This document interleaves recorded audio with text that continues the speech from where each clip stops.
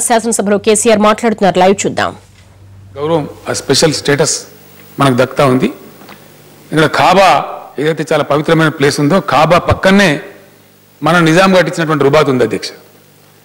అందరిని వేరే అంటారు కానీ పూర్వ హైదరాబాద్ స్టేట్ ఔరంగాబాద్ నుంచి పోయినా, నాందేడ్ నుంచి పోయినా, హైదరాబాద్ నుంచి పోయినా, ఈవెన్ రాయచూరు నుంచి పోయినా వీళ్ళను గెస్ట్స్ ఆఫ్ అల్లా అని అంటారు అధ్యక్ష.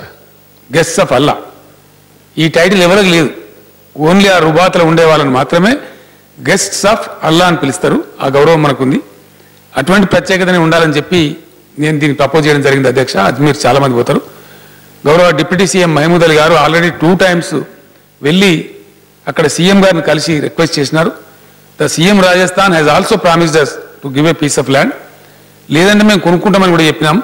మళ్ళా ఒకసారి as was requested by mister Akbaruddin Owaisi, I will definitely request Mr. Mahmood Ali to proceed to Rajasthan immediately after the assembly session is over, along with a delegation. जाके मिलके आ जाए, कोशिश करे ताकि हमारे रुबात का काम शुरू हो जाए. दूसरी बात अकबर साहब ने जो कहा है सर उर्दू के बारे में, उर्दू जरूर हमारी अपनी जुबान है, बहुत मीठी जुबान है. कहावत भी है कि उर्दू पैदा हुई हैदराबाद में, इसकी परवरिश हुई दिल्ली में और उर्दू जवान हुई लखनऊ में. ये सारा हिंदुस्तान मानता है.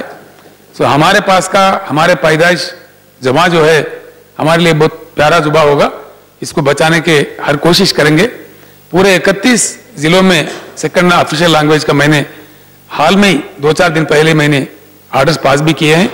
तो उर्दू जुबान बचाने के लिए मैं महमूद अली साहब से खास रिक्वेस्ट करूंगा कि एक स्पेशल मीटिंग बुलाए उनके पास और क्या क्या कदम और उठाने हैं उसमें पूरा छानबीन करके हम लोग करेंगे.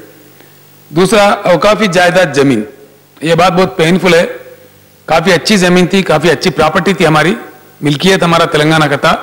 लेकिन जब आंध्र प्रदेश था बेहद इसको बेचा गया. काफ़ी ज़मीन काफ़ी नुकसान भी हुआ. मिल्कियत हमारा था लेकिन हमें नसीब नहीं हो रहा था. ये बात मैंने जद्दोजहद तेलंगाना जद्दोजहद के समय में भी कई बार कह चुका हूँ. मैं एक चीज़ का वायदा करता हूँ अकबर साहब को, बाजीरेड्डी गोवर्धन साहब जो हमारे निजामाबाद से MLA है वो एक काम देख रहे हैं, उनके कमेटी लेजिस्लेचर कमेटी. मैं गोवर्धन साहब से भी रिक्वेस्ट करता हूं, साहब भी है बैठे हुए हाउस में ही है, आप लोगों को सभी लोगों को बुला के एक बार एक फुल लेंथ मीटिंग ले लें, कमेटी की मीटिंग बुला लें और कितना हमारा नुकसान हुआ. अध्यक्ष, आज अगर हम मौजनों को कुछ तनख्वाह दे रहे, इमाम साहब लोगों को कुछ तनख्वाह दे रहे, कुछ और जरूरियात पूरे कर रहे हैं, तो औकाफी जायदाद जमीन है, मिल्कियत है, हमारा आमदनी है, तभी हम ये काम कर सक रहे हैं. और हमारे पास काफ़ी मुस्लिम आबादी है और ये ज़मीन ये मिल्कियत को बचा के रखना, बनाए रखना भी हमारे लिए बहुत मुनासिब बात है. मैं एक चीज़ का वायदा करता हूँ अकबर साहब को, जो नुकसान हुआ, जो गया, जो हम मल्टीनेशनल कंपनीज बने वहाँ तो अब मैं कुछ नहीं कर सकता, उनको हटा नहीं सकते, बात आप भी जानते. लेकिन जो भी नुकसान हुआ, सरकारी ज़मीन कुछ वक्फ बोर्ड के लिए ज़रूर उसके मुआवजा में अलाट करवाने का हम कोशिश करेंगे. आप भी गोवर्धन साहब आप लोगों को भी बुला लेंगे. गोवर्धन साहब से आप भी बैठिए, छानबीन कीजिए, कितना जमीन गया, कितना क्या गया, उसका हिसाब किताब निकालिए, वो मुझे दे दीजिए. बिल्कुल मैं उन पर गौर करके मुआवजा में जो कुछ भी कर सकते हैं इंशाल्लाह जरूर उसको करने की कोशिश करेंगे. और आपने एक अच्छी बात भी कही कि सेटविन एक जगह है तो फलाना एक जगह है, दफ्तर हमारे माइनॉरिटी वेलफेयर के ऑफिस कहीं कहीं जगह है और हमारे अपने जमीन रखते हुए हम लोग किराए भी पे कर रहे हैं. वो बिल्कुल सही बात है, आपका बात को मैं मानता हूँ. आपसे अभी जब आप बात कर रहे थे तो मैं डिप्टी सीएम साहब से भी बात किया था. तो आप एक मीटिंग बुलाएंगे, सारे के सारे माइनॉरिटी वेलफेयर के ऑफिसर्स जितने भी है एक ही जगह लाने का हम जरूर कोशिश करेंगे. इंशाल्लाह इस असेंबली खत्म होते जाती डिप्टी सीएम साहब बुलाएंगे, उसमें आप भी शिरकत कीजिए और उसको करने का कोशिश जरूर करेंगे.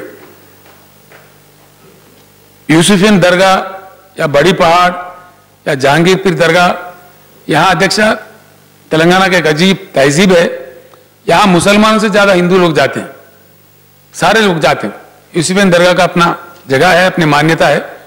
कई जगह से लोग ये भी कहते हैं, तारीख भी कहता है, औरंगजेब जब गोलकोंडे पे हमला कर रहे थे तो यूसुफियन दरगाह में माथा टेकने के बाद ही उनको फतेह हुआ, तब तक नहीं हुआ. तो इतना मतलब उस दरगाह का मान्यता है. मैं भी कई बार जा चुका हूं वहां पे. तेलंगाना जिस दिन TRS पार्टी का मैंने आगाज किया था 2001 में, यूसुफियन दरगाह पे माथा टेक के ही मैंने वहां से सीधा जलदृष्टि में गया था और उसका बरकत, उसका फायदा भी अपने को मिला। तो उसका वे जो है कंजेस्टेड है बोल रहे हैं आप, उसके लिए जरूर कोशिश करेंगे। मैं कुछ चलता हूं, हम लोग, अगर मैं आपको भी दावत देता हूं, मिलकर जाएंगे वहां। क्या किया जा सकता है, किस तरह थोड़ा बहुत अगर कंपेंसेशन देना पड़े दे देंगे। बहुत ही तारीखी दरगाह है, बहुत मशहूर दरगाह है, हजारों में लाखों में वहां भक्त जाते हैं, तो इसलिए उसका भी जरूर काम करेंगे अध्यक्ष।